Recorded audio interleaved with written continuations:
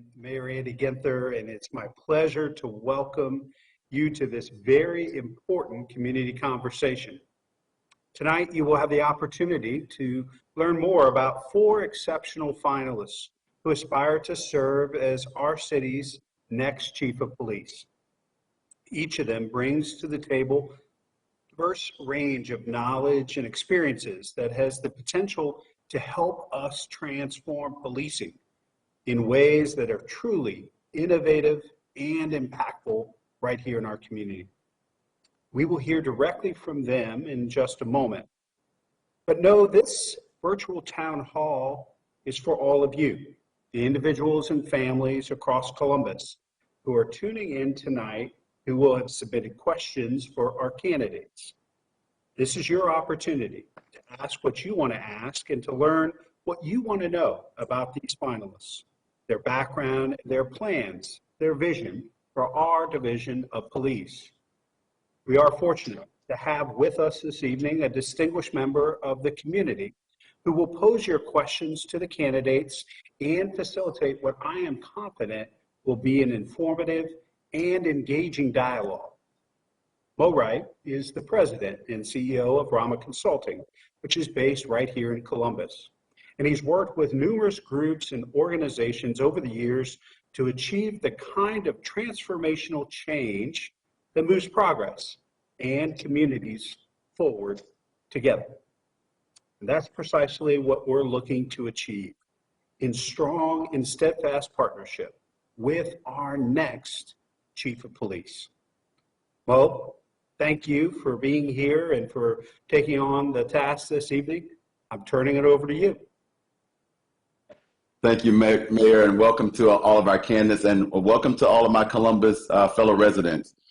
Mo Wright, again, coming to you live from Columbus City Hall, and I'm excited to moderate tonight's conversation and introduction of these 4 outstanding candidates to the Columbus community. Columbus is a great city. We all know that. It's thriving in business, great sports and entertainment options, bustling neighborhoods with diverse populations, and yet we are not a perfect city. We've been challenged by issues like poverty and economic inequality, an emerging conversation about equity and what that means for all members of our community, and undoing decades of disparity and a community that is experiencing tension, mistrust, and uncertainty when it comes to our policing. The latter brings us to tonight's conversation. In recent months, the position of Columbus Chief of Police has been vacated during a time when the community is demanding greater accountability, transparency, and reform. Even while applauding much of the work our officers do to maintain public safety, our community recognizes the need for a new direction in how we think about and approach community policing. What is clear about all of this is that leadership matters, and we are excited to bring to you for your consideration and input 4 outstanding leaders who we know can make our city better and improve the state of our current police. Tonight, we welcome these 4 leaders to the community, and in just a moment, I'll introduce them to you individually. But first, a little bit about our process tonight. Over the last week, members of our community, both individuals and groups, have submitted over 150 questions that will be used to shape tonight's conversation. Those topics range everything from police and community relations, police reform and accountability, officer recruitment and training, and a number of other topics. While we can't get to every individual question tonight, the emerging themes from all those questions that were submitted have served as the basis for my question set tonight. The final question set is my own and has not been shared with the candidates in advance.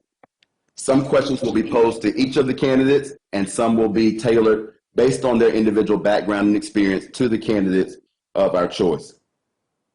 You will get tonight an opportunity to listen to the perspectives of these decorated officers and their vision for leading the men and women of Columbus Police who are entrusted with serving our diverse community.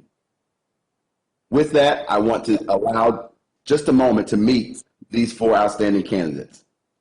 First, Elaine Bryant.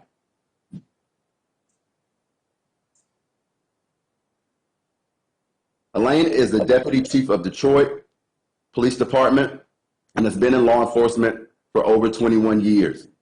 She is currently oversees the East Neighborhood Policing Bureau there in Detroit and has served as liaison between the faith-based community and the Detroit Police Department. She is currently responsible for creating and implementing community relations projects within the city of Detroit. Elaine, give everybody a wave in Columbus. Welcome to the conversation. Hello, everyone. Our next candidate, Mr. Derek Diggs. Derek is currently the police chief of Fort Myers, Florida, with over 44 years in law enforcement. One of his most promising accolades is he oversaw a 51% reduction in violent crime during his tenure as chief. He has established under his tenure a real-time crime center in Fort Myers when he took over as chief in 2016. His department has also been noted having obtained an advanced recertification from the National Accrediting and Professional Standards Organization, CALIA, in 2020 after a successful reform and reorganizational effort there in Fort Myers. Let's welcome Mr. Derek Diggs to our conversation. Good evening, Columbus. Thirdly, we welcome Mr. Avery Moore. Avery is currently the Assistant Chief of the Dallas Police Department with over 30 years in law enforcement.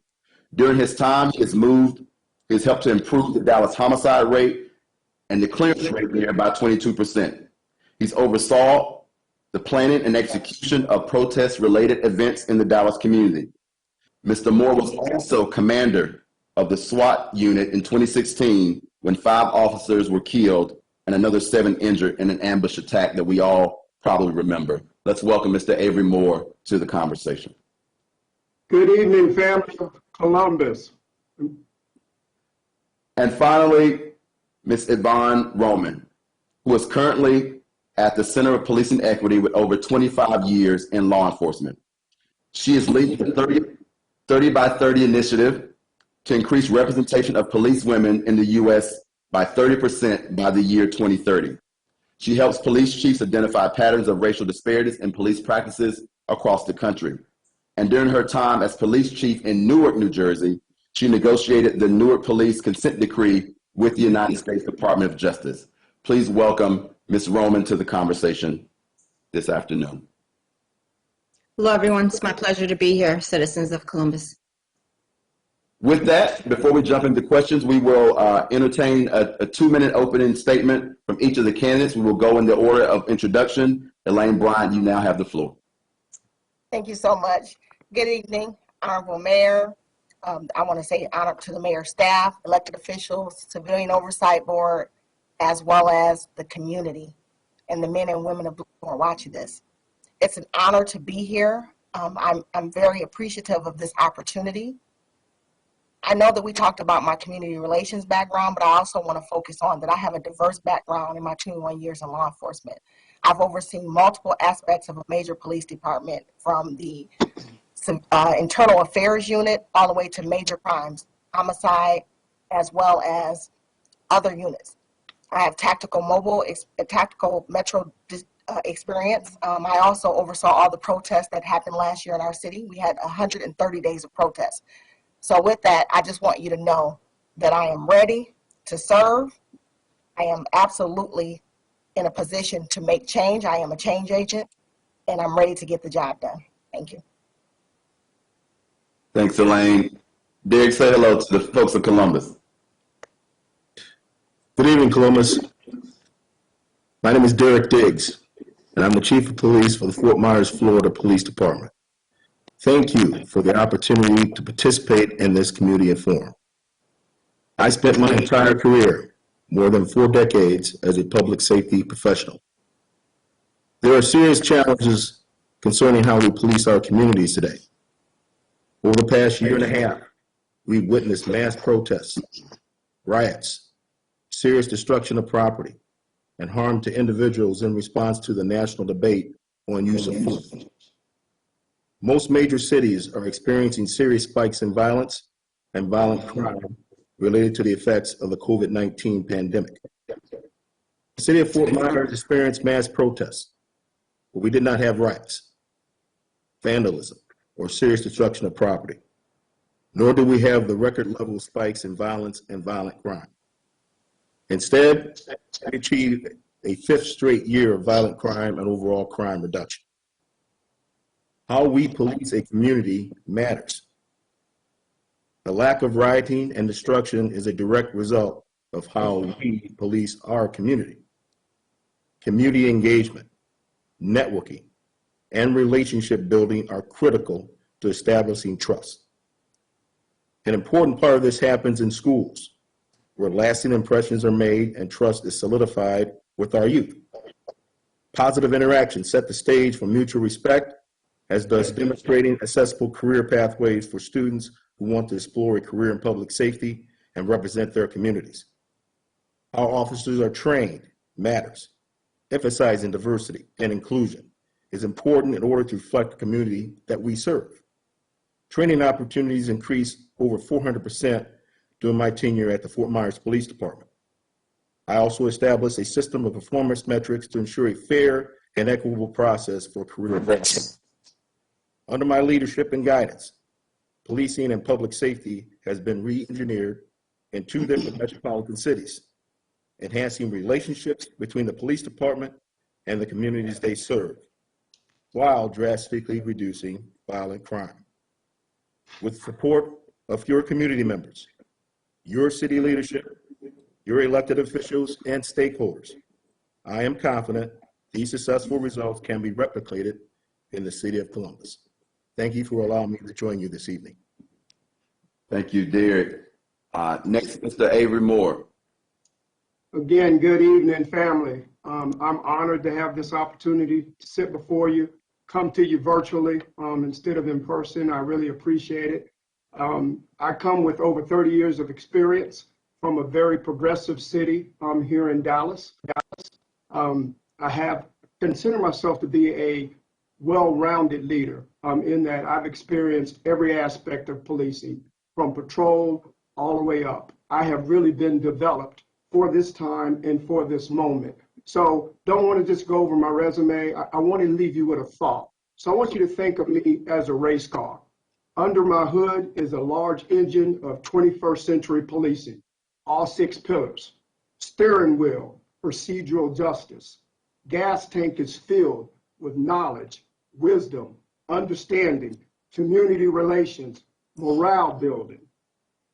Then we go to the start line where I'm waiting for the mayor to fire the fire pistol so we can navigate these laps of trust, navigate these laps of community policing, navigate how we can build a strong relationship and partnership that we can come together collectively and make the city of Columbus the safest city in America. I think big because I believe in us, which is the last 2 letters of Columbus. We together can accomplish it. So thank you for this opportunity.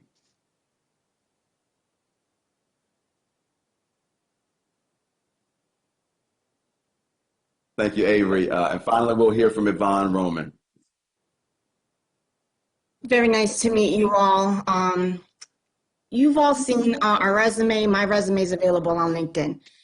So I'm going to tell you the story of me, right? Each of us, we're shaped by our surroundings, by our experiences, by our family values, by the communities that shape our perspective on what a society is. I'm Puerto Rican. I was born on the island. And my dad lived through the Newark Rebellion as rioting spread across so many American cities in the 60s and 70s, fueled by the inequalities and injustices that we call systemic racism that created 2 Americas, one white and one for others. In fact, I was 2 years old when my family was caught up in the Puerto Rican revolt during a Labor Day festival in 1974. The police decided to break up an unruly crowd, which really was nothing more than friends and family enjoying a festival day during the warm summer. The police marched their mounted horses across the park's lawn, stepping on a child laying on a blanket, and the crowd erupted. My dad grabbed me, and my family literally ran for their lives as the police opened fire. I'd like to tell you that the experience that I had as a young teenager was different than my dad's, but it wasn't, because I grew up in an era where people that looked like me, Black and brown teenagers, were considered super predators. So we were constantly being surveilled, constantly being stopped. And I wish I could tell you that my experience was different as a young police officer, but it wasn't. Newark embraced broken windows and engaged in mass arrests of Black and brown communities. And Newark, like the NYPD, are both operating under consent decrees now that the DOJ found patterns of unconstitutional policing. I survived a police department that wasn't designed for me to thrive, but I'm intelligent, I'm resilient, persistent, and I rose through those ranks. I negotiated the consent decree with the Department of Justice, and just 5 years later, Newark is a much better police department than the one I arrived in 1995. So that's what I bring to Columbus, an understanding of how systemic racism works, of how police practices and the city's history works to deteriorate trust in policing. But I also know that transformation is possible and that a police department can arise from the ashes of despair and damaged relationships to renewed public trust. Thank you. Thank you, Yvonne. Let's jump into the conversation, Columbus.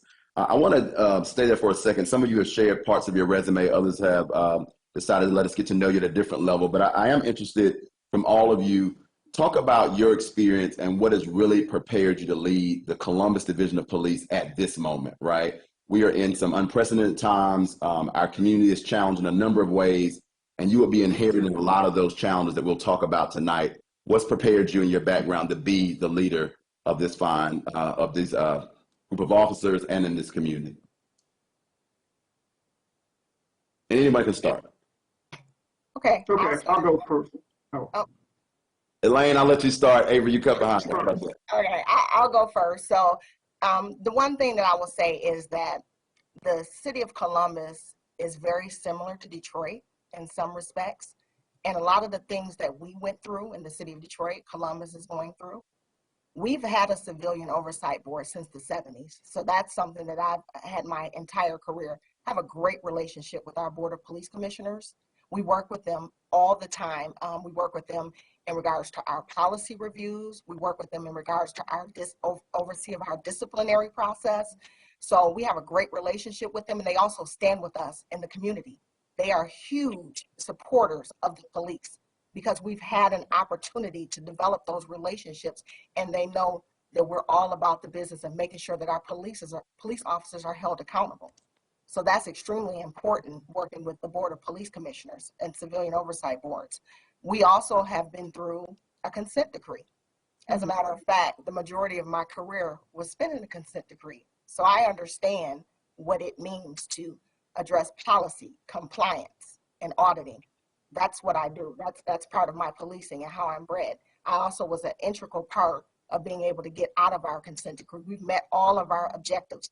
So we did meet all our objectives. We came out of the consent decree, and we still managed to audit and make sure that we're still in compliance to this day. We also have officer-involved shootings. We've had 4 year to date. So me being in charge of the eastern side of the city as well as the Metropolitan Division, I am intimately involved with our officer-involved shootings from a tactical standpoint. And I also had major crimes, and I also had internal affairs, which we did it from an administrative standpoint, as well as we investigated shootings that officers were involved in. So I've had the opportunity to delve into that. We do our 72-hour reviews to make sure that our tactics, we don't want to wait until the investigation is complete. We want to make sure that our tactics were sound. If there's anything that we can do to implement something immediately to stop this from occurring or to help our officers, we're going to do that. So our officer-involved shootings, our civil. So let's stay. I want to come back to that, Elaine, because I want to make sure we're going to have a specific conversation around some of those issues. But let me let Avery get in here. It's a little bit about your background. I want to come back to some of the issues you just raised as a part of some of the experiences you gave us. Avery, go ahead. Yes, sir. So as an assistant chief in Dallas, it's the 9th largest city in the country, 9th largest police department, over 3,000 officers. As I said, I had the opportunity to work in every facet. Very proud of that. But what's unique about me is when I was asked to consider applying for the job, I actually hopped on the plane and flew up to Columbus. I had the opportunity to meet with a lot of stakeholders, community members, who led me to more community members, who led me to more community members. So what I know from their testimony is there is an issue when it comes to trusting the police department. So I think we have to start there. So I sowed some seeds, and I promised them that as their chief, we would definitely have a relationship. It has to start with robust conversation that we're not afraid of as it relates to racism, systemic racism, poverty, whatever the issue is. The consensus from all my meetings was they want to be included. They want to feel a part of the policing process. We talk about community policing, which is good, but we forget the very first word, which is community. Communities are bright, intelligent, thoughtful residents that have great ideas how we can make the Columbus Police Department better. Not only that, I met with some officers, outstanding police department that is ready to change in the right way. All they want is leadership that's consistent. They don't mind being held accountable. They expect it as long as it's consistent. So again, I'm ready. I believe I've been groomed for this, developed for it, and all I need is the opportunity to come forward with the police department, with the community. We embrace each other, and we say we are going to be the best that we can be. Thank you. Thanks, Avery. Derek, Yvonne, we're talking about what's prepared you to kind of lead this department at this moment. Any additional comments you'd make around your preparation to be the Columbus Police Chief? So I believe that all of us are extremely talented, or we wouldn't be among the 4 that were selected to be here, right? You can look at our resumes and see our accomplishments. But I think it takes a sense of humility and a sense of self to know that you don't have all the answers. There's so much knowledge in the world, right? And too often police officers work in silos, we're insular, and that hinders innovation and progress in police departments. So I pride myself in being a lifelong learner, and that's led me to embrace science, to really understand what evidence-based is, not just a buzzword, right? It takes courage to admit when something's not working, right? And that's what science allows you to do, to evaluate a program and see, is it truly doing what it's intended to do, or does it cause harms to communities and to relationships? So I'm part of a growing community of police executives with advanced college degrees that understand how the scientific methods work, so you can evaluate your programs and make sure that you're not creating harms to communities or to relationships. So I've tapped that network, and I've got the support of a ton of experts that want to come along with me to Columbus and to implement these strategies that the science shows works, that the science shows will not harm communities. So that's my interest in coming here. It's rooted in this unique opportunity that's been created, where we can build a team of talent to work alongside the talent that exists in Columbus. I think that Columbus is poised for an opportunity to not just correct the harms that have been caused in Columbus, but to be a national model that other agencies could replicate. The police department is well-resourced, and that's an additional asset. So any team that has this expertise can get to work quickly in identifying the talent inside, in partnering with our communities and identifying what specifically are the problems, not coming in and assuming that you know what the community wants, and to co-produce policing that will address all of their needs. Very good. Derek, anything you would add? You know, I'm a law enforcement professional with over 4 decades of experience in police work, with almost a decade of experience as a chief of police. I had the ultimate pleasure of being the first African American to be selected chief of police in the history of the city of Toledo. And I ensured on my watch that the Toledo, Ohio Police Department was the most diverse in department history. I took command of the Toledo Police Department and the Fort Myers Police Department in some of the most challenging times in the city's history. In Toledo, we just went through the toughest economic times it had ever been in history.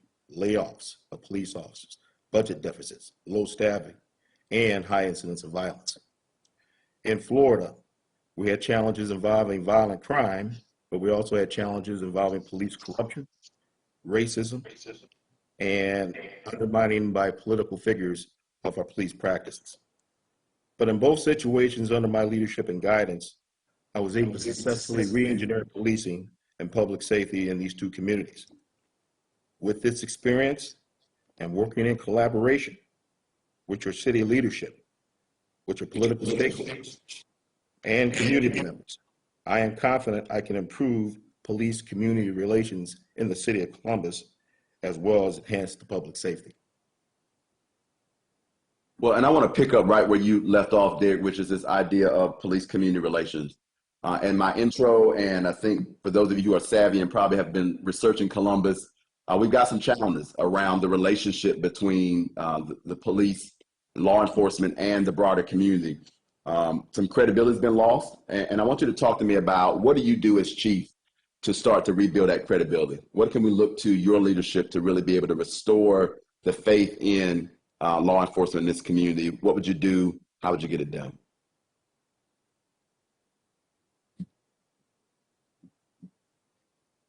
I'll start off if it's okay. It's all about trust. It's about trust, improving the trust between the police department and the citizens of Columbus. There would be 5 focus areas that I would focus on. First of all, we got to improve police training. We got to make sure our officers understand this thing called bias, implicit bias, explicit bias.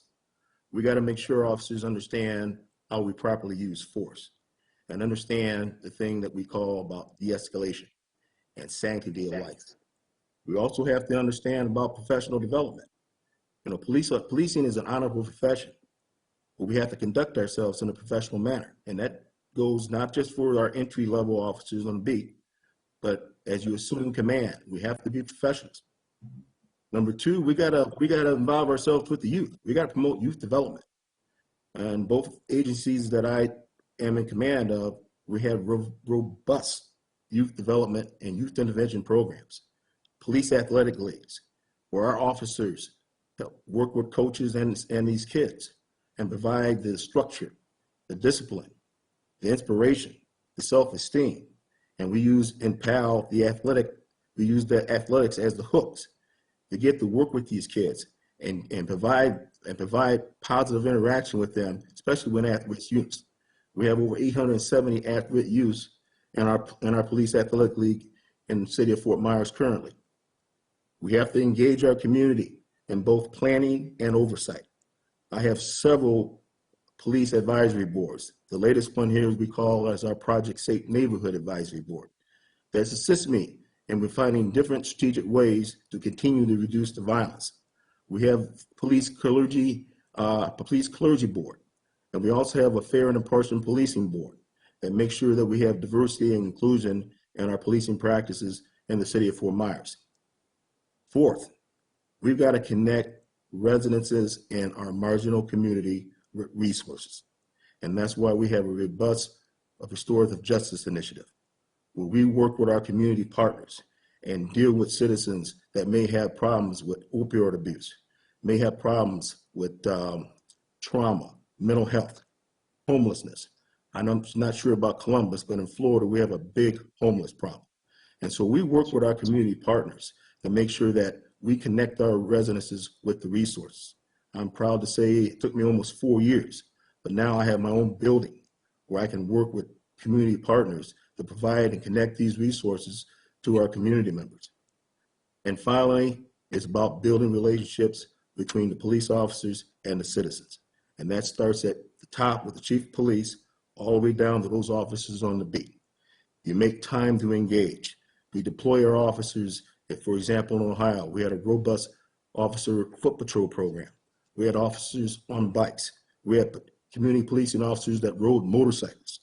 We had district stations. In Florida here, we just opened up 6 neighborhood stations, all to try to make sure that we have an opportunity for our community members to get to know our officers. Because when you start talking about trust, you have to talk about relationships. And we have to have those type of relationships in order for us to have trust. Yeah, I appreciate that. And so any others in terms of what do we need to do to really reestablish this credibility that's been lost through this process? So I'll go next if you don't mind, Mo. I agree with what the chief said, but I'll add to it. First of all, we can't just go in assuming that we have trust. Because again, their mouth to my ear, that's a big issue. We don't have any trust. So we have to start there, establishing trust. And you do that by being consistent. Say what you mean what you say.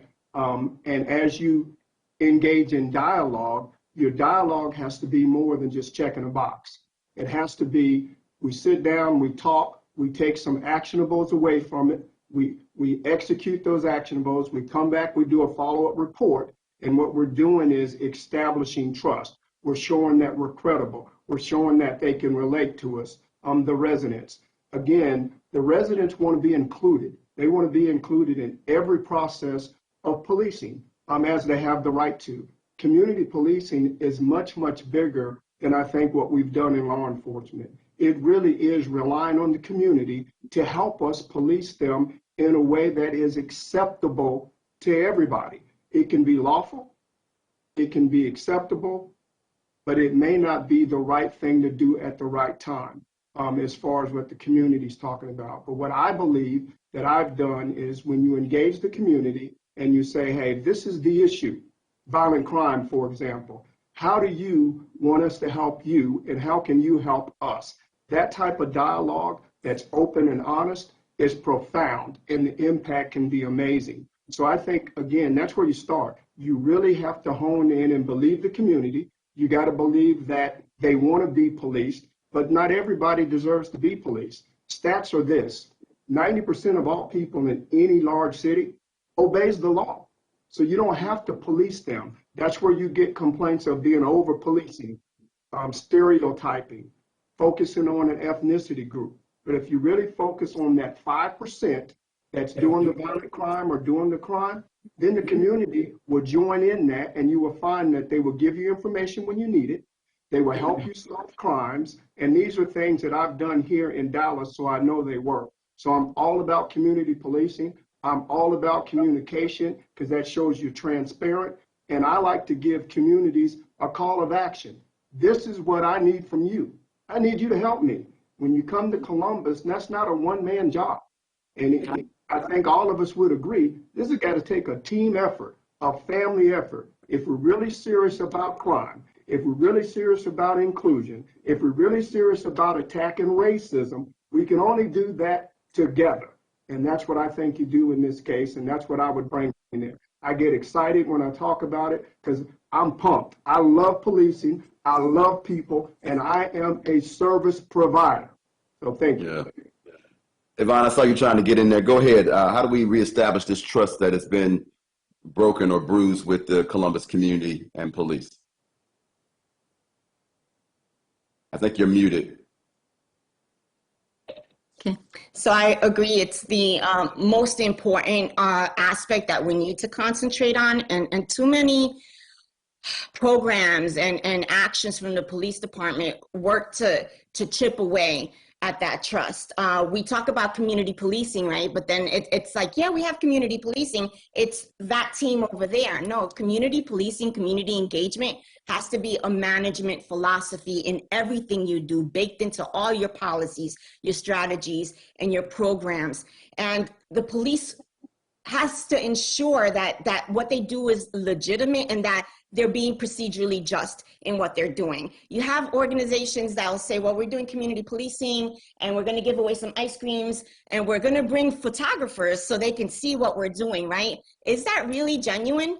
And then if you send these officers out into these neighborhoods and you say build relationships, but by the end, I want you to have 2 tickets and 2 arrests because we're measuring productivity. Are you really valuing those relationships, right? So you have to engage in these relationships with your communities, but your communities are diverse and you can't have one blanket policy, one size fits all, because each community's needs will be different. And I think that's what I've learned through my experience in Newark in dealing with very diverse communities. Growing up in my neighborhood, it was predominantly Latino. By the time that I retired, it's a mix of Jamaican, Haitian, Black, Latinos from a dozen countries, Brazilian and Portuguese. You can't assume that each community wants the same type of policing. So you have to meet them at the level that they want the police to engage them in. Your LGBTQ community, when I met my community, their needs were specific to the transgender community and to their youth. So we created a curriculum in partnership with Rutgers University to meet their needs. But I also saw that our police departments, though we say we value diversity, weren't as diverse as the communities that we represent. I started an initiative to increase the representation of women in policing, because the ones that I saw were most being dismissed from academies were women of color, right? So if we were eliminating them, we were losing people that we know the research says will improve outcomes for policing. And now, at my time with the Center for Policing Equity, we're using that data. Well, that's what police departments do. We have metrics, we have data, and we're data rich. We can analyze our own data and see what actions we're engaging in that produce disparities that harm our relationships. We just have to make better use of the information that we have and in evaluating it. Yeah, I love to focus on using data to tell the story and pivoting based on the use of that data. I love that. Elaine, this is your world, right? I mean, we talk about police community relations. You've done a lot of work in this area. What would we expect from a Chief Elaine Bryant, and what would you expect of your officers relative to community relations and reestablishing this trust with community? So first and foremost, everything that they said is spot on. Community relations is huge. It's not just about an opportunity to take a picture. It's not about a one moment situation. You have to build your trust and your relationship with the community, and it does not happen overnight. You have to be transparent. You have to go in and let them know that you want them to be a part of that change. There are so many community programs that we have in the city of Detroit, and a lot of them I've implemented that I think would be absolutely phenomenal for the city of Columbus. First thing is you have to humanize that badge. A lot of people look at police officers and they see the uniform and they say, oh, they're a cop. But they're mothers, their fathers, their uncles, their brothers. So one of the first things you want to do is take them out of their element, put them in a neutral spot, do some restorative justice programs, allow the community and the police officers to have those conversations so that they can say, hey, this is what I felt when this occurred. Or they can say, the police officers can say, this is what I meant, or this is what I was feeling when this happened, because a lot of times they just make assumptions about them. I will never forget, we had a program called Serve Then Protect in the city of Detroit. We actually take our police academy students and we allow them to go into the community before they graduate so that they get a chance to serve the homeless. They get a chance to actually go to a shelter and talk to people. They get an opportunity to go to a halfway house and communicate, like I said, in real time. One of my police officers shared something I will never forget. We were in this circle, we're talking to people that were coming out of a substance abuse situation. And he shared that he had been homeless and living in his car for 2 years. None of us knew that. That was amazing. That was an amazing moment for the community to connect with them and see it's not just you. Another officer shared that his mother was a substance abuse user. So getting the community and the officers to actually relate to each other is extremely important. We have programs where we don't just look at, you can't arrest your way out of a situation. You absolutely have to look at the holistic approach. You have to look at whether or not this community has an illiteracy problem. Do they have an economic problem? Is it a youth issue? Are the youth causing a lot of the crimes? We have our youth programs. We have children in trauma intervention camp. We have our brotherhood and sisterhood. You can't start in high school when dealing with children, because by high school, they've already developed a lot of the groups / gangs that they're going to be involved with. So you start in the middle school. You address the middle school children and you get an opportunity to divert and be able to get them before other people get their hands on them. So it's bigger than that. We have a community closet where we took one of our cell blocks, because we are no longer in the business of housing prisoners, and we turned it into a store where people in need can come get baby clothes, food, whatever they may need. You know, we have Cop on a Block. We take our roll calls to actual neighborhoods. It is so much more than just talking about, like you said, having a meeting. Okay, the meeting is great, but what are you going to do after the meeting? What is the real connection with the community? Are you involving them? Are they standing by you with press conferences? Are you letting them have an input on your policies? And when it comes to the LGBT community, we are extremely, extremely very diverse in that. We had our first transgender officer join our department in 2017, and we've since had a couple more. I think it's extremely important for training, diversity, inclusion, to let people know you have to understand the community, and you have to have your police department be diverse as well, because that's a problem. They need to reflect the community in which they police. Yeah. So that's going to be a recruitment issue. Yeah. Well, I'm glad you went to recruitment, because that's where I was headed to. how we go about getting the very best officers. We'd like to think that everyone who puts themselves up for service as a police officer fully embraces all of the things that would take to be successful in that role. We've seen that may or may not be the case in some communities. What do we know? The stats show us that disproportionately African Americans and communities of color have disproportionate contact with police across the nation and in a number of urban communities like Columbus. I guess the first question I'll ask you all to respond to, and I'll throw this to Derek, to you first. How would you plan to both assess and then weed out officers who either may be racially profiling, have underlying biases, or just straight out racist behaviors? How do you root that out of a department that is big and historic in a lot of the practices they have? Where do you start? Well, Jeff, I would start doing a cultural diagnosis of the entire police department. We got to find out what's affecting our recruitment, what's affecting our hiring, what's affecting our selection process, what's affecting our promotional process. Then we have to look at addressing those needs so that we diversify those ranks and use best practices, making sure that we select candidates that will have the knowledge, skills, and the character to become police officers for the 21st century. If we have, one of the things that I'm a strong supporter of diversity in policing. And one of the things that bothers me is this fact that, we can't get enough people of color to join our ranks. The city of Columbus is home with 900,000 people. I mean, we can't diversify the police department. There are practices and there are progressive recruiting strategies that we have to employ to diversify our police department. But one of the things I'm very proud of is I go into the schools and we have a program called the 2P2 program, and that's the Pathway to Policing program. And what we do, we go into our high schools and we look at selected individuals who have a desire and an interest in the criminal justice field. They take criminal justice classes. And what we do, we develop an individualized program to put them on a pathway to become police officers here in the city of Fort Myers. Now, we can't get them in the police academy till they're 21. So we have to be very creative in what we do with these kids. So usually when they turn 18, we get them on the police department and I will employ them in various manners: police cadet, police explorer, community service aides. At the same time, we're grooming them and sowing the seeds for them to have a successful police career. We pay them these assignments, we pay for their college education, we give them initial police type training, we put a mentor with them to love them, to hug them, to work with them and make sure they stay on course till they took 21 years of age. And unlike the city of Columbus in Southwest Florida, we got successful students have to pay for their own police academy training. We have regionalized training academies. So what I do, I pay for their training. I pay for the police training academy and I sponsor them.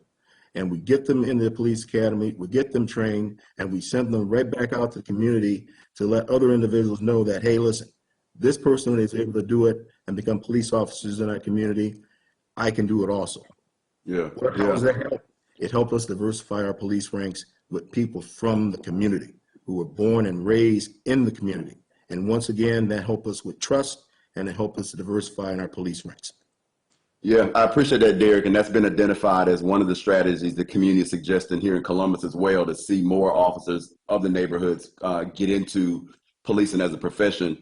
Yvonne, I'm going to come to you because I know you're doing some work that is also about getting underrepresented populations, in your case, women, represented more in the police force. But talk about what strategies you see to diversify more women, more minorities, more communities of color represented in the force so that the force can look like the communities they're serving. What else is working and what else does the Columbus need to be thinking about to do that? So Chief Diggs hit on the police culture, right? You have to address the culture. You can't just say, well, it is what it is. No, because the chief sets the tone for what is acceptable and what is not based on what he or she decides to discipline. Racism is not minor discipline. Racism should be major discipline. It should be a reason to eliminate candidates. It should be a reason to fire individuals who act on that racism. And at the Center for Policing Equity, we know that we can't control people's thoughts, but we certainly can track their actions. We can measure their actions. We can measure disparities, right, in those actions that police officers take. I got involved with the Women in Policing because I saw that women were failing police academies at rates from 60 to 80%, which was unheard of in the past in New Jersey. I knew something was wrong. And I know that violated the EEOC, the Equal Employment Opportunity Commission. So as I went digging, I went getting more and more resistance, right? And I kept hearing this thing that, oh, we're going to weaken policing, we're watering down our standards.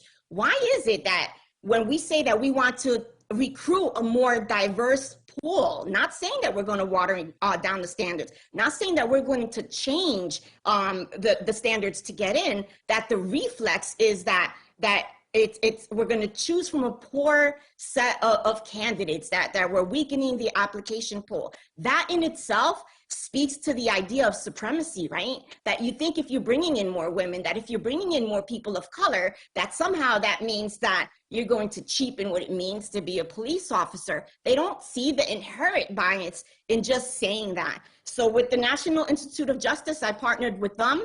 We created a summit on women in policing. We brought in 100 experts and we fleshed out what the obstacles and barriers were.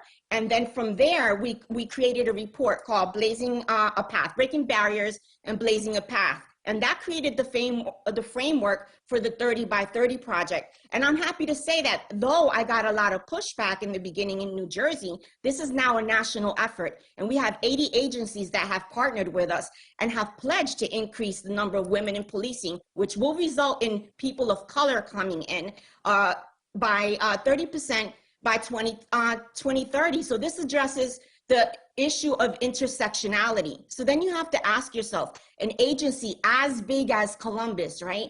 How is it possible that there's barely a person of color in the ranks, in the upper echelons, right?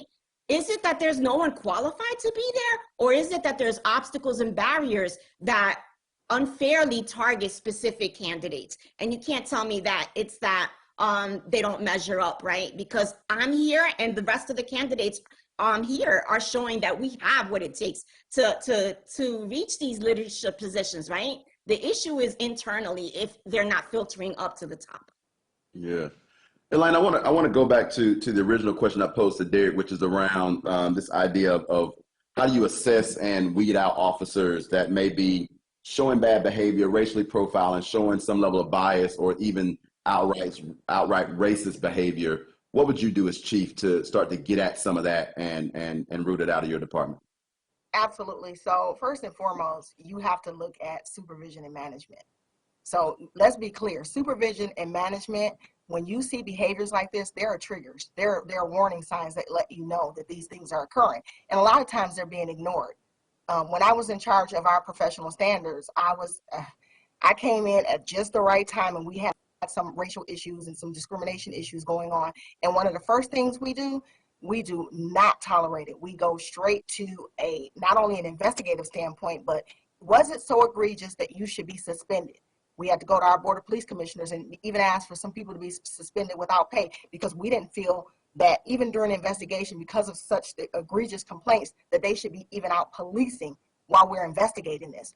So I think that supervision is going to play a key role in this. If they're not responsive and they're not watching their officers and making sure that they're not doing the things that they shouldn't be doing, that they're harassing or discriminating, if they're out there not checking supervision, not checking the body cameras, not making sure their officers are policing in a very fair and unbiased manner, that's where you're going to have a problem. So direct supervision, management, and taking immediate action in regards to any complaint that you have. Training. You have to have training. And training in inclusion and diversity. You have to have training in implicit bias. You have to make sure that these officers understand when they come on the job that is not going to be acceptable. That behavior will get you immediately fired. So you have to take that standpoint. And you involve the community too. The community should come in and speak to these officers before they even graduate and talk about their expectations and what they want their officers in the city of Columbus to be, what they want them to represent. And going into these communities, these diverse communities, I know we're not talking about this, but the key to recruiting, you have to go in the communities and you have to recruit. You have 15 colleges in the city of Columbus. There's absolutely no reason why we should not be targeting these colleges and reaching out to these young men and women and trying to get them to join the police department. In our department, we have 14 female executives. That's unheard of across the nation. 14 female executives at the rank of captain and above. So, and we have close to 30% already of women in our department. Why? Because we mentor, we bring them up. We go out as women and we go to these schools, we go to these colleges, and we attach ourselves to the women and we mentor them and we tell them, you can do this. And we show them you can do it by doing it ourselves. So that's very important. Yeah, one of the things, Avery, that Elaine talked about was this piece of accountability, right? And one of the conversations I will tell you happening in Columbus is about the power of the fraternal order of police, right? And what that does for the ability to hold officers accountable in situations where at least it appears that officers have made mistakes or downright done something inappropriate. How do you balance that, right?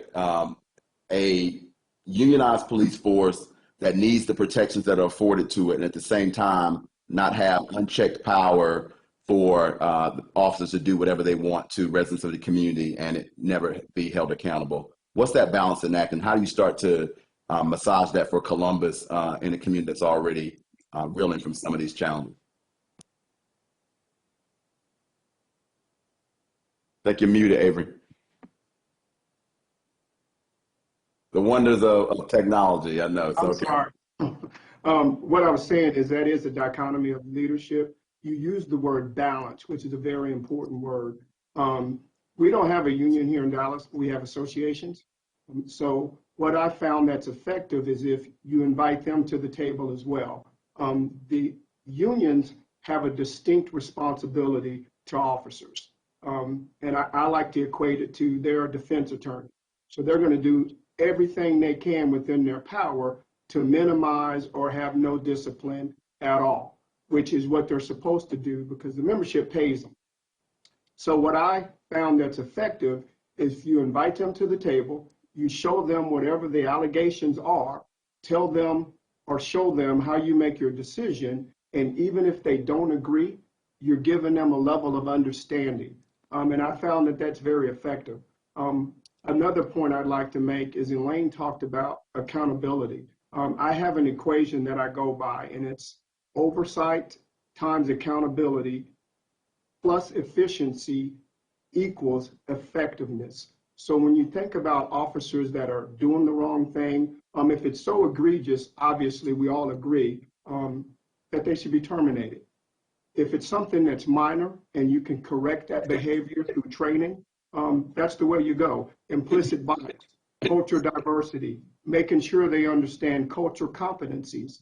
And I think those would be effective methods that you can actually redirect an officer. You know, I had the opportunity to speak one time with the Harvard Book Club, and they asked me that very same question. And I said, what we have done is we've hired people based on whatever the criteria is. Then we send them into a culture or community that they're completely uncomfortable in. So there's no wonder that these issues are popping up. So we have to do a better job of making sure we're equipping our officers with the proper tools so that they can go in the community and be effective and behave in such a way that nothing is compromised. This is an honorable profession. I believe that if we do, like Derek said, go to the schools, we do that here in Dallas, we can recruit better. We go on purpose and intentional to, if we need more Latinos, if we need more Blacks, whatever it is, we're very intentional about how we recruit. That's what you have to be. You can't be afraid to have conversations as it relates to ethnicity, as it relates to religion, whatever that is. But that certainly cannot be a criterion to disqualify someone. And you just have to make sure, again, it's our responsibility as the chief to make sure our officers are equipped with the right tools so they can be effective regardless of the community. Yeah, we talked a lot about the force and the community, but I want to give you all each an opportunity, just a minute though, to speak directly to the officers that you would be in command of. And I want you to talk about what you would expect of them and what they can expect from you. I'll give each of you just a quick minute, so be as succinct as possible and watch the chat for that. Yvonne, we will start with you. So I want to provide an opportunity for them to also experience legitimacy and procedural justice. We talk about that externally, right, and how we engage with our communities, but we don't talk about how a toxic environment internally affects those police officers and how they in turn go out on the streets and patrol, right? We have to ensure that there's fairness and discipline, that there's fairness and opportunities, that there's fairness in who we're developing for leadership opportunities. So the officers should be in a learning environment, that they get to learn, that they get to be developed, that they get to be groomed. So I ask for them for an honest workday, and they in turn will have the support of their chief and their communities. But they have to do what's in the best interest of our communities, because ultimately we are public servants and our job is to serve the communities that we've been tasked to. Thank you, Dave. We'll pick up with you. Talk to your officers. What can they expect from you? What are you expecting of them if you are the chief? Is that for me? That is for you. Okay, I'm sorry. I'm There. difficult with technology. Very first thing is as chief police is that I will let them know what my expectations are. And my expectations are very, very simple. And that is to do their job. To do their job. That doesn't mean to do their job the way they think they should do it. That means to do their job the way they're supposed to do it. Be professional, be courteous, be respectful in each and every encounter they have with citizens of the public. And when possible, try to show some empathy. And the reason you need to try to show some empathy is because of the fact that in most situations, citizens, officers, interactions, and contact is the most traumatic experience for these citizens out here. It's very rare for citizens to interact with a police officer, and it's very traumatizing, and it's very difficult for them. So show some empathy. But the thing I also will let them know that I will give them the training and to meet my expectations, and I will give them all the education that they need to do their job, the equipment, policies, procedures, everything else. But I will hold them accountable. As long as they're doing their job, they're fine by me. And I will give them the leadership that they need for them to do their job. But I will hold them accountable if they're not doing their job. And if they're doing things that is a training issue, we will retrain them. But if it's a misconduct issue, they will be held accountable. Thank you, Chief. Elaine, let's come to you. What's your message to your officers, what they can expect from you? What do you expect from them? So I'm going to talk to them. So team, I know what it's like to go through change. I've had 9 chiefs in my 21-year career. So I know that you're looking for some stability. You're looking for somebody that's going to come in and that's going to listen to your concerns and your issues and be able to make this police department the best that it can be with you. That's what I want to do for you. If I get this job, I absolutely am going to stand by you, and I'm going to support you when you're right and when you're doing the right things. But I'm also going to hold you to a high standard of excellence, because that's what the citizens of Columbus deserve. They deserve excellence from their police department, and they deserve a police department that's going to be unbiased and inclusive of the entire community. So I'm going to stand with you, and I'm going to make sure that you get the things that you need to be able to do your job. And I want you to have balance, because when you have balance in your life, you're more productive. So that's what I want to say to you. Thanks, Elaine. Avery, talk to your team. What do you expect of them? What can they expect of you? Family, have nothing but respect for you. I'm going to show you the respect you deserve. I'm going to show you the dignity that you deserve. I'm going to listen to you, which is going to show you how valuable you are to me.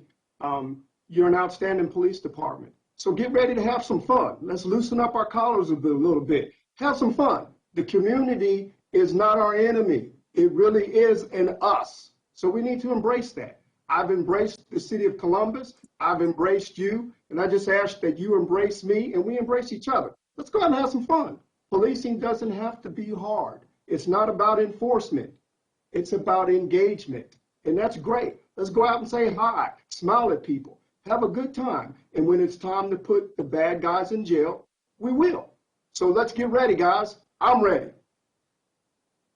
Hey, I want to stay with you for a minute on this next question, which is around, if you were successful in this pursuit, you would be inheriting a job where perhaps there is waning or lower levels of morale within the department, and then you've got a skeptical community out there who really wants reform and want it now.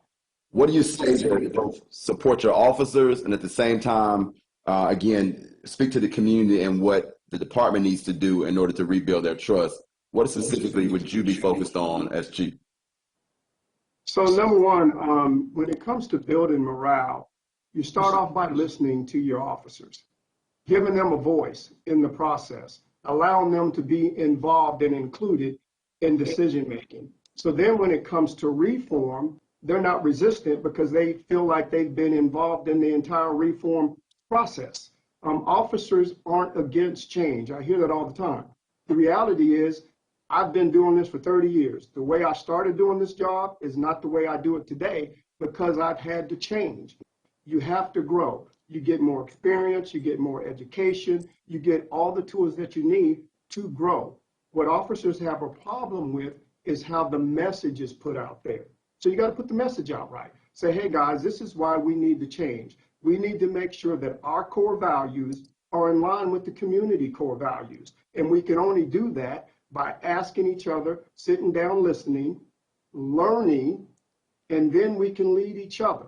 So that's what I would say to them. What was the second part of your question, Mo? It had to do with reform. Can you tell me that again? No, I think you hit it. So, but I do want to stay on this concept of reform, and I'll get some perspectives from all of you around this.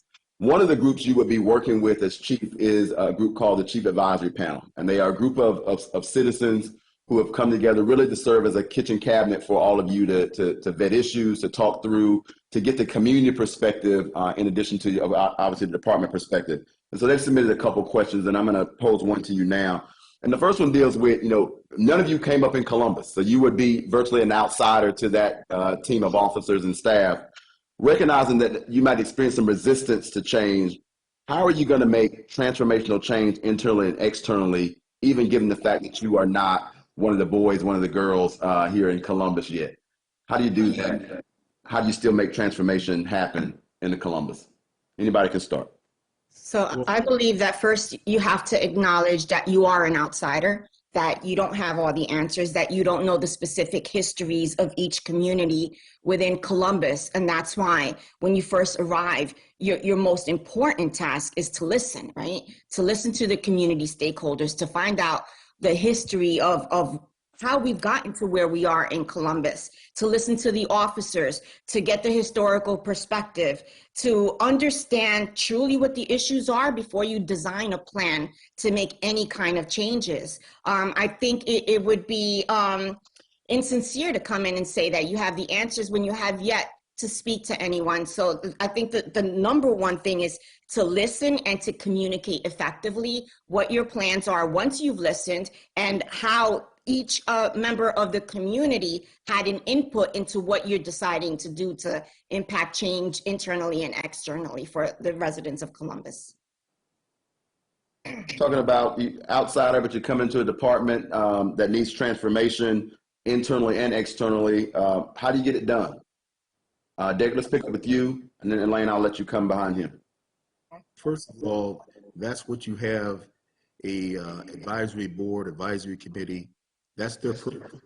You come in and you lean on them. You embrace what they have to tell you. You understand what the learning curve. Let them allow you to zero down in their community networks. You embrace that. You have focus groups in the community. Understand what the history is all about. Understand where there's this disconnect between the police department and the community. And you show leadership by embracing what they're telling you, and then you go to your troops and you make sure that the vision that they want for the community, for their city, for policing, is the vision that you must align the police department to doing. It's all about leadership. It's not that hard. But you go in the community, you got to embrace, you got to engage, you got to listen, And you got to give them a part of the planning and how you plan on reorganizing the police department and policing that community in the way they feel that community needs to be policed. And you have to make sure that your policies, procedures, guidelines, SOPs are in line with a vision where the community is comfortable with and have similar visions for their police department. That's all about leadership. It's not as hard as people think, but you got to go in, you got to listen to folks, you got to engage folks, and you got to give them an opportunity to help plan the type of policing they want in their community. Elaine, go ahead, get in there. What do you do? The newcomer, but you got to make transformational change. Where do you get started? How do you get it done? So it is twofold. You're dealing with the community and you're also dealing with your police officers, and you are an outsider. So you cannot come in thinking that you know all the issues, you know everything that's going on. You have to trust your community advisory board. And I will go a step further. I'd have a police officer advisory board as well as a supervisor advisory board as well, because their issues are going to be a little different as well. So I'm not going to just come in and start making changes based on what I think. I'm going to find out what the real issues are. And sometimes you have to find out that what you think is an issue, the police officers are like, no, no, no, no, you don't understand. This is what it's really like. So you absolutely have to be inclusive of your community. That advisory board is going to be key. They're going to be able to not only help you and assist you in learning about your community, but they're going to be able to introduce you to other aspects of the city of Columbus. They're going to be able to bring in different perspectives. So you want to be inclusive of that advisory board, but you also want to include your officers and find out what it is they like. I know we've had outsider chiefs come in and, sometimes it did not go well. It did not go well at all because they came in and they basically trashed the department and said that no one is good. We know that's not true. We know that's not true. There may be things that are broken, but there are things that are working very well. So what you don't want to do is make change for the sake of making it. You want to make change that is necessary and change that's going to be powerful and change that's going to be transforming.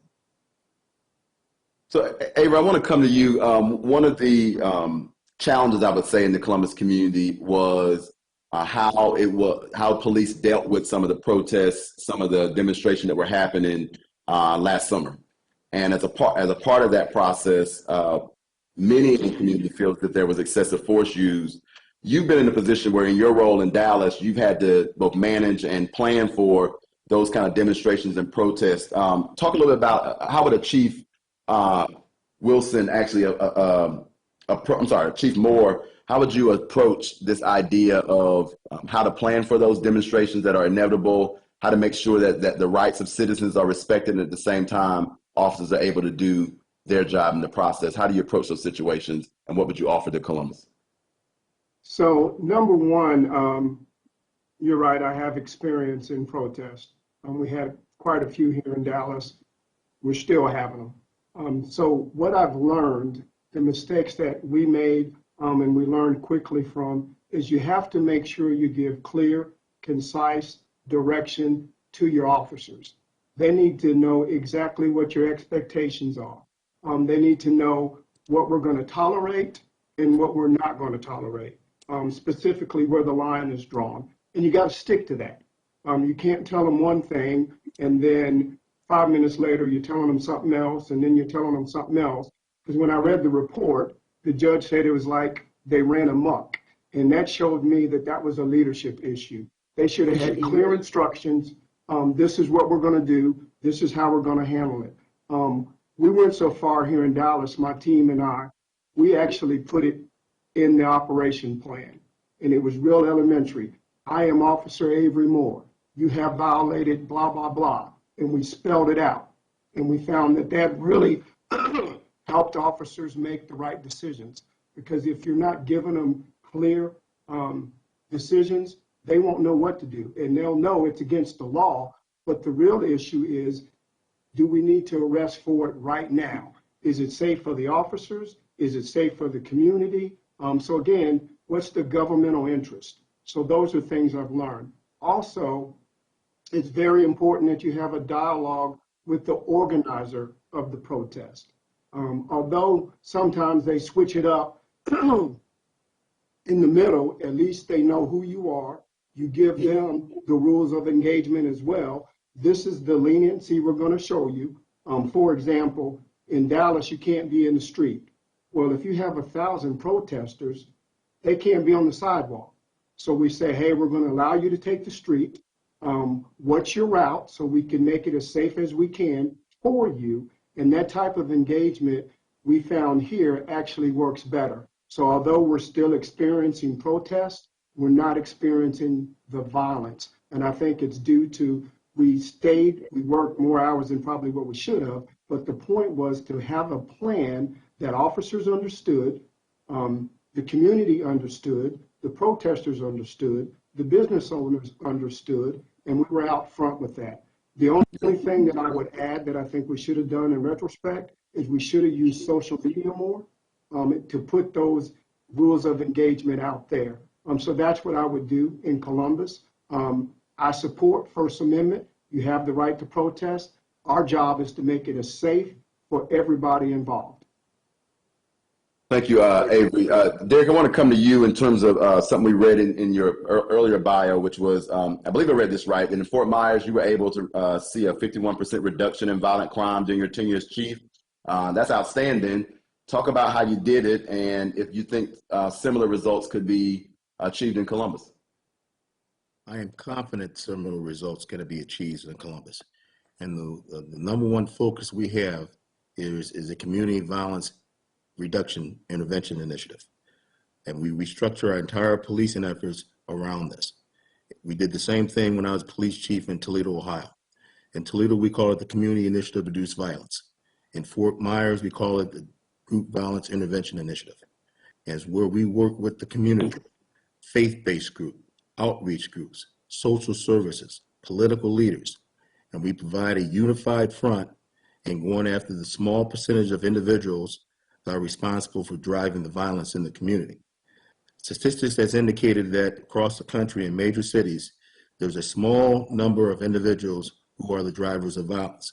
They usually are responsible for anywhere between 55 to 65% of the violence that occurs in your communities.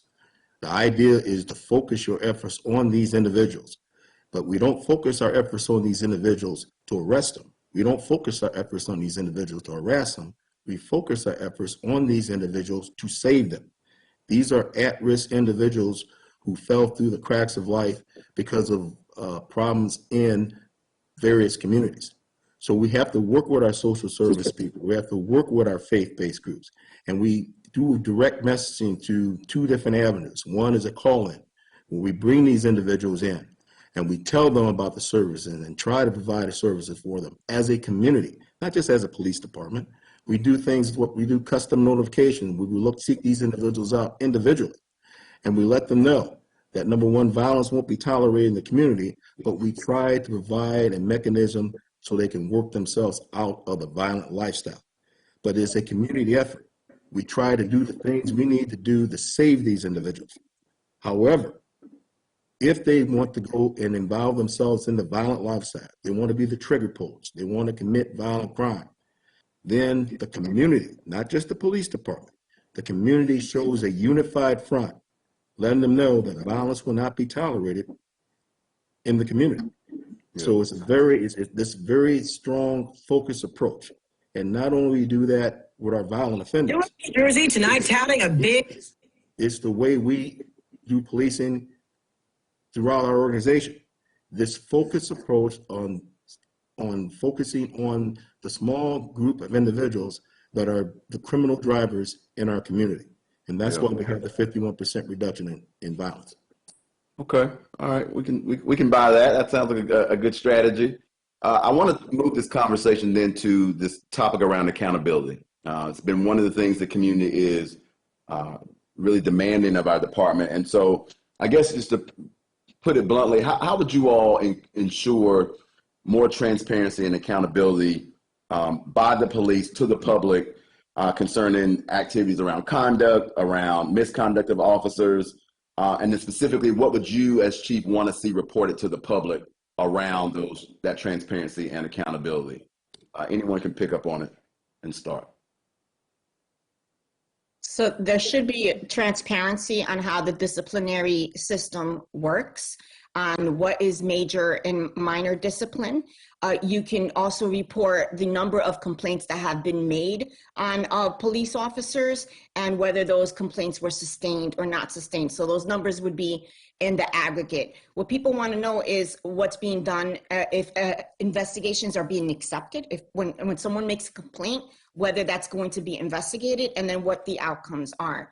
And as long as you're transparent in your disciplinary process, the community will know what the expectations are, how to make a complaint, and police officers will also know what will result in discipline and what will not result in discipline. You have to have very clear policies that are available to everyone, your police officers, that the union has agreed to these policies, that they're in compliance when you discipline someone so you don't lose it on appeal or through binding arbitration, but it should all be very clear.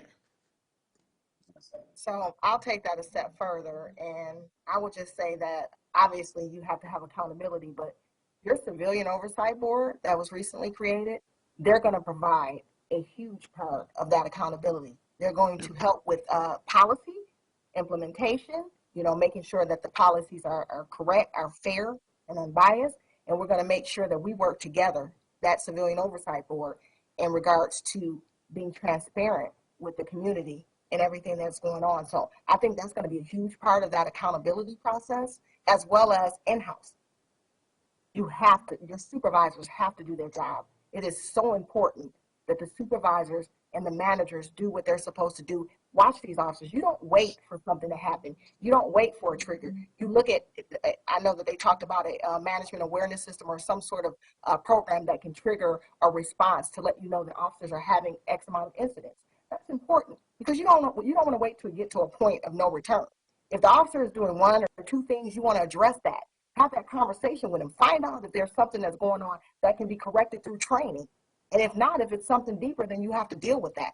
But I think that's going to be twofold. It's going to be with the Civilian Accountability Board, as well as management and supervision, reviewing those body-worn cameras. You don't wait until it's going to happen. You should be doing that on a daily basis. Supervisors should be looking for different factors to say, okay, this officer may have an issue. We have to watch him. We have to figure out what's going on with him. So you want to be proactive in looking for incidents. You don't want to wait and be reactive and wait for it. Right. Hey, I want to pick up on something that Elaine said, which is this idea of an early, it was suggested in the Matrix report and by the Safety Commission. They came up with a number of recommendations several years ago, and one of them recommended a viable early warning system to identify issues of bias or problems or dangerous behaviors among the officer ranks. How do you feel about those early warning systems? Would you support that? And do you see that as an effective strategy in helping to root out some of the behaviors we want to eliminate? You're muted again.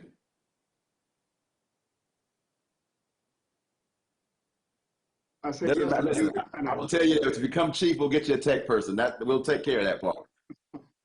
Hey, well, I don't want to say my age, but anyway, yes, absolutely. We're in the process now of getting an early warning system. And the reason is it really supports the officer.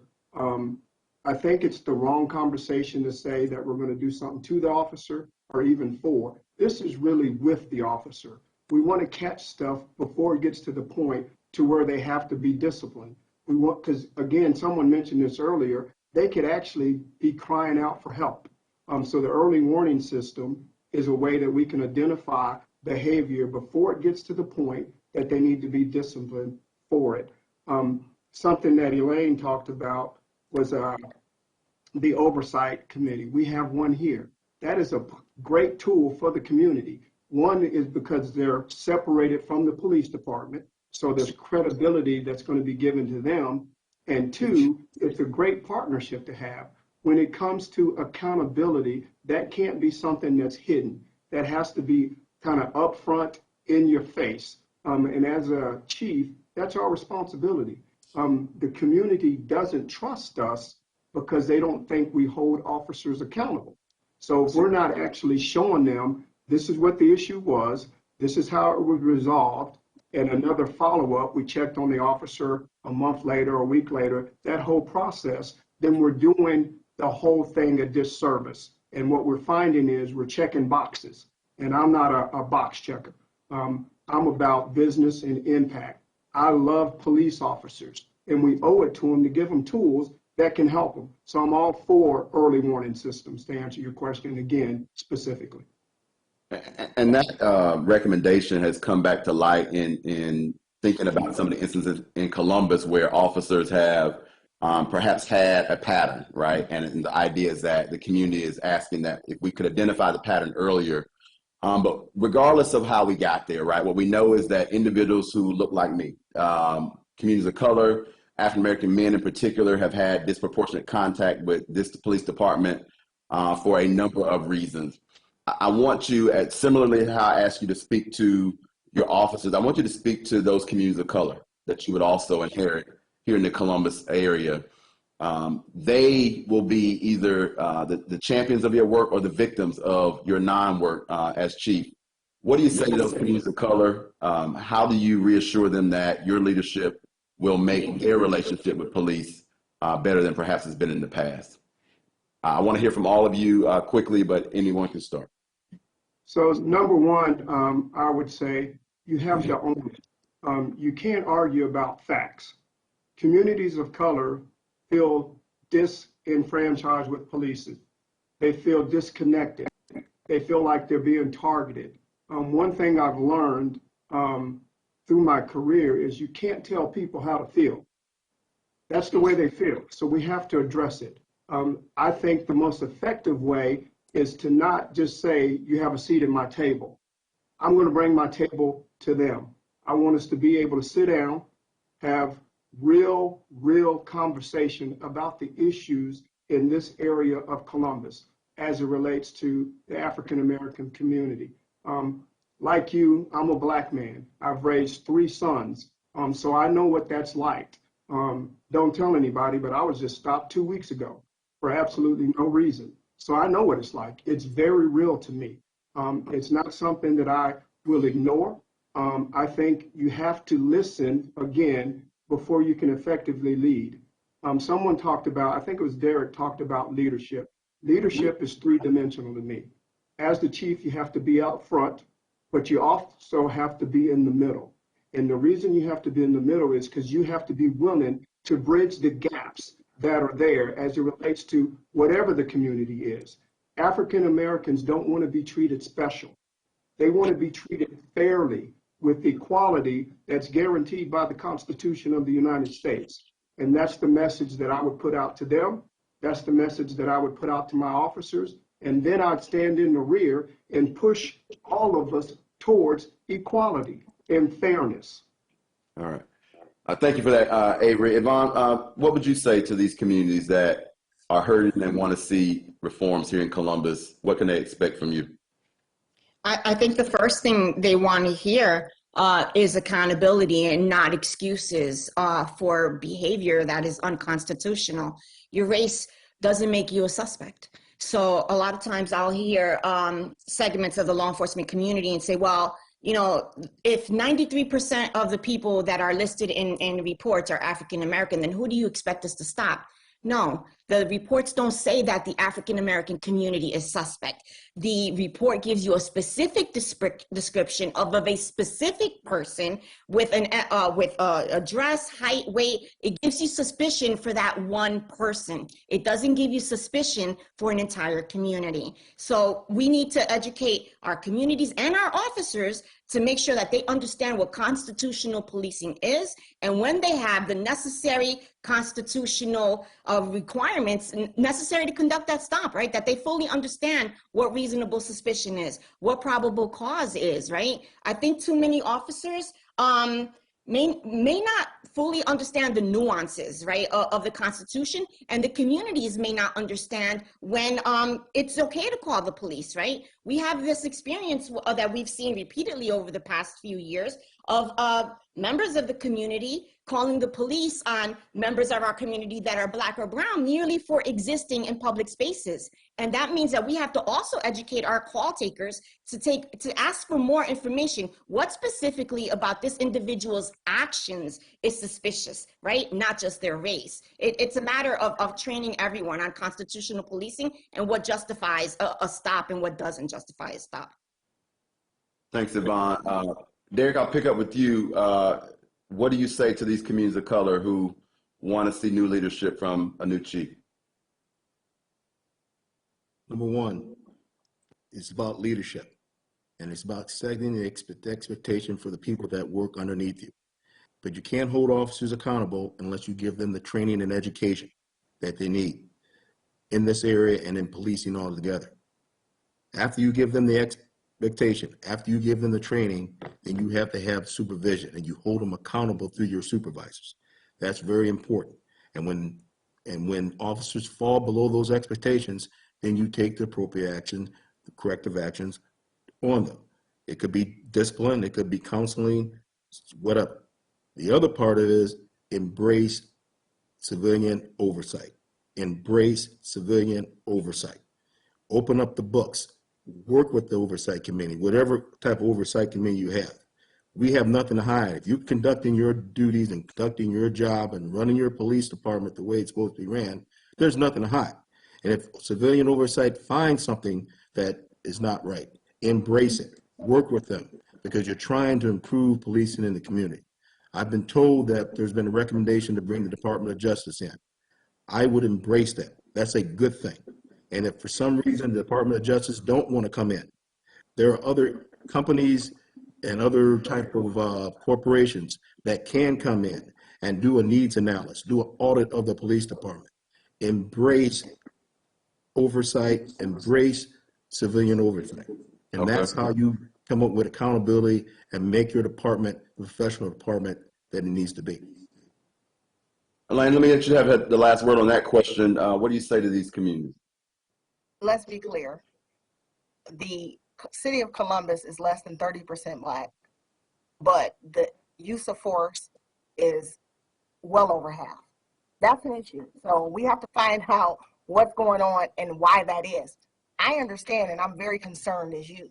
So I want to find out, is it an issue of bias policing? Is it an issue of, implicit bias? I don't know, but I will make this promise to you. We're going to find out, and we're going to absolutely make sure that we recruit, and we want our communities to be reflective of, and we want our police department to be reflective of the community that we police. So we're going to try to recruit to try to change some of those numbers, even in our police department, because how is it that the city of Columbus has almost 30% Black, but their police department is less than 10%? So that's an issue in of itself, and I understand, and I'm going to address those concerns. One of the other groups you talked about, or that you didn't talk about, but that came up earlier was our LGBTQ community and friends. And what we know is similar to minority communities of color, they often have disproportionate contact with law enforcement, and sometimes those situations don't end well. How do you focus on those issues? How do you educate officers to be more receptive and more supportive of those communities? And what needs to happen to ensure that they experience Columbus policing like any other resident should? So we have an LGBTQ council.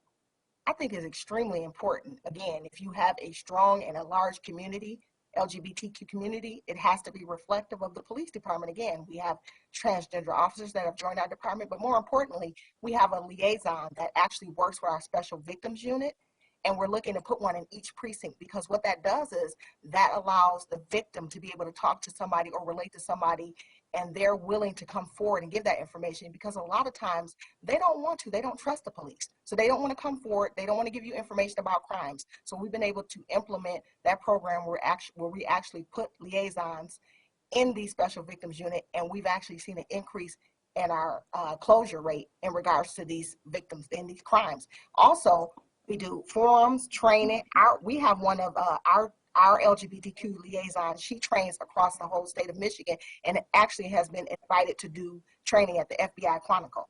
So we are very, very serious about making sure we have our diversity and inclusion training when it comes to the LGBTQ community. Absolutely. We embrace them. We love them. Any others before we move toward closing statements around this issue of what's your message to the LGBT community? What can they expect from you and your officers under your administration? To be treated fairly and equal. You know, I made the comment earlier that people don't want to be treated special. They just want the basic rights that the Constitution gives them. Equality is one of them. I loved what Elaine said about having a liaison. We have one here in Dallas. I don't know if we have one in Columbus, but we will if I'm the chief. That's crucial. To have those direct lines of communication, it just has a profound effect on your whole relationship in a positive way.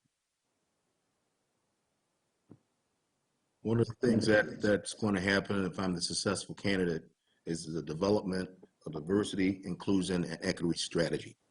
And with mission statements, goals and objectives, and ensuring that the policies, procedures, and protocols that we utilize out there on the street are not being hampered, and we're having the desired and achieving the desired results based on that strategy.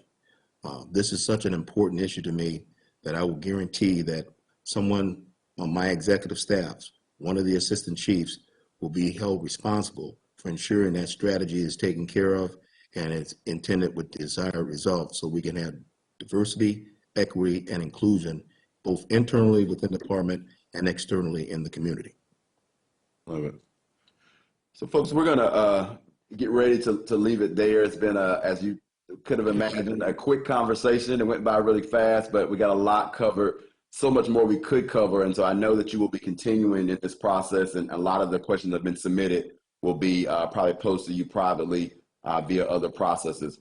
I will give you all 1 minute closing statements in just a moment just to say farewell to the audience for now and to share anything that you didn't get a chance to do that. And then I'll come behind you with an official close from there. Avery, I'll start with you. Hey, you see, you didn't have to tell me to unmute, right? You got it. So again, family, thank you so much for this opportunity. I recognize that this is a very, very difficult decision, as it should be. Columbus is looking for a unique chief that has a unique set of skills. I, Avery Moore, am that chief. I'm trustworthy. I'm a guardian. I'm a protector. And I believe in treating people correct, fair, with righteousness and dignity. I would love to be your chief because I believe in we. I believe that we can make Columbus the safest city in America, where other police departments, other cities look at us and say, how did y'all do that? And we can proudly say we have a U and an S at the end of Columbus, us. We did it together. So thank you. Thank you, Avery. Elaine, I'll let you pick up there with your closing statement. Absolutely. Again, thank you for this opportunity. And it's been very, very enlightening to even listen to the other panelists. If I am the chief, I will make a promise to you. I am relentless. I'm a problem solver. I'm a critical thinker. And I'm absolutely going to come in and hit the ground, boots to the ground running to make sure that we do everything that we can to increase our community interactions. We're going to decrease our crime. We're going to increase our morale in the police department. And we're going to do that as a family together. So I just thank you for the opportunity, and I look forward to meeting all of you. Yvonne? If I'm selected as Columbus's chief, I promise you that our organization will be a learning organization, that we will learn from our wins, but most importantly, from our failures so that they don't continue to repeat over and over again. And the way that we're going to give communities the police department that they demand and deserve is through transparency and trust. We will be transparent in what we do and the decisions that we make and the policies that we create. And we're going to do that by building trust and having you engage in our process with us so that we do create the police department that Columbus can be proud of and stand behind. Thank you. Thanks, Yvonne. Derek, I'll give you the last word. Thank you, everybody, and thank you for allowing me to be a part of this forum. My law enforcement career is built on achieving excellence through implementing modern policing techniques. I have the discipline, focus, and experience necessary to bring the Columbus Division of Police to a place of transparency and trust in our communities. I expect the best from our men and women in blue every day. A proven track record of success doesn't stop me from continuing to learn and grow in every law enforcement position I've held.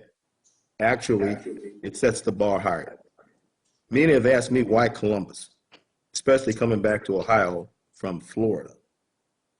Ohio is where my heart is. It's where I grew up and spent most of my professional career. Beyond that, I see opportunity. The opportunity to enact meaningful, lasting change to a department that is struggling with legacy issues. Among the hurt and heartbreak surrounding the national debate on use of force, there has never been such a transformational time in policing. I want to repair that disconnect between law enforcement and community of colors. I have a son, and I also have a grandson. Not only am I passionate about the gains that can be achieved using 21st century policing techniques, I care about affecting change for future generations. Trust and transparency, violence reduction, compassion for those on all sides of an issue. Change starts here with us and your decision-making process today. Working with staff, community members, police review boards, and union representatives, under my leadership, we will tackle these issues together, using a modern and statistic-based approach for violence reduction while creating lasting, positive interactions with the law enforcement community.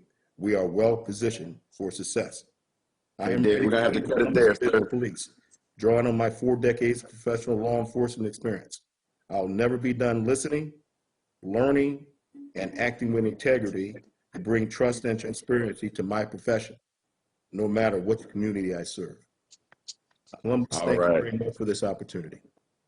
Thank you, Derek. Thank you to all of the candidates, Avery Moore, Derek Diggs, Elaine Bryant, Yvonne Roman. Thank you so much for being here. To Columbus, we know that this is not the end of the process, but thank you for your thoughtful questions, your comments and concerns. We have all of them documented, and we want these candidates to continue to engage in dialogue.